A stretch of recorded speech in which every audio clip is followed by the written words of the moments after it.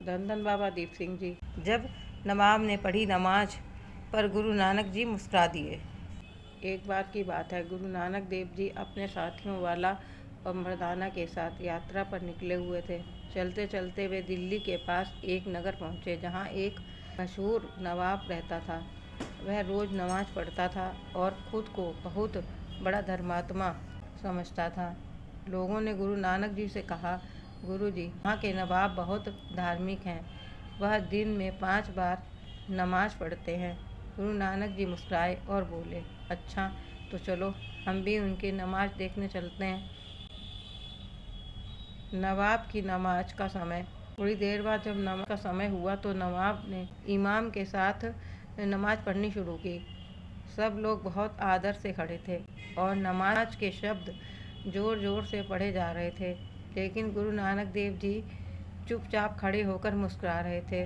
नमाज ख़त्म होने के बाद नवाब ने गुरु जी से कहा, आप क्यों नहीं झुके? क्या आप खुद को हमसे बड़ा समझते हैं? गुरु जी ने शांत स्वर में कहा, नहीं नवाब साहब, मैं छोटा ही हूँ, लेकिन नमाज तो आपकी पूरी ही नहीं हुई। नवाब चौंक गया। नवाब हैरान होकर बोला, क्या कर रहे हैं गुरुजी? मैंने तो पूरी नमाज पढ़ी है। गुरु नानक जी बोले, नहीं नवाब साहब, जब आप नमाज पढ़ रहे थे तब आपका मन यहाँ नहीं लग रहा था। आपका ध्यान उस घोड़े पर था जिसे आप बाजार से खरीदने जा रहे थे। आप सोच रहे थे कि वो घोड़ा भाग न जाए और उसकी कीमत कम मिल जाए। नवाब एकदम चौंक गया, क्योंकि गुरुजी ने वही बात कही जो उसके मन में सच में चल रही थी।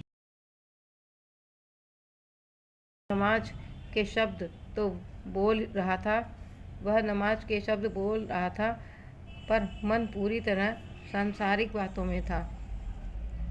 सच्ची भक्ति की पहचान। गुरु नानक जी ने कहा, देखो नवाब साहब, जब तक मन सच्चे प्रेम और एकाग्रता से ईश्वर में नहीं लगता, तब तक पूजा, नमाज या जाप सिर्फ शब्द रह जाते हैं।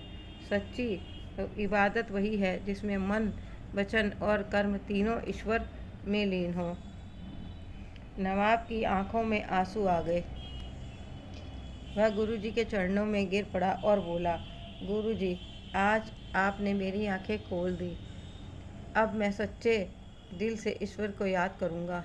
इस कहानी से हमें यह शिक्षा मिलती है कि पूजा या इबादत सिर्फ रीतियों से नहीं, सच्चे मन से करनी चाहिए। अगर मन ईश्वर में नहीं है तो बाहरी धर्म कर्म बेकार हैं। सच्चा धर्म वही है जो प्रेम, सच्चाई और ध्यान से जुड़ा हो। अगर आपको हमारी कहानी पसंद आई हो तो लाइक कमेंट करें। धन्यवाद।